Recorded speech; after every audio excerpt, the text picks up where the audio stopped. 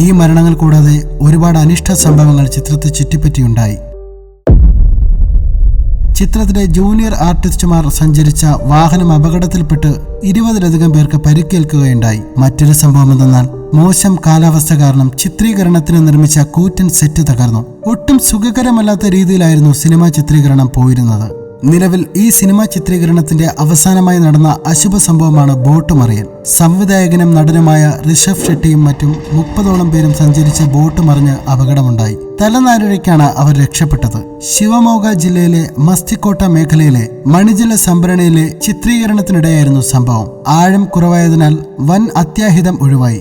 ഭാഗ്യവശാൽ ആർക്കും പരിക്ക് പറ്റിയില്ലെങ്കിലും ചിത്രീകരണത്തിന് ഉപയോഗിച്ചിരുന്ന വിലയേറിയ ക്യാമറകളും മറ്റു ഉപകരണങ്ങളും നശിച്ചു.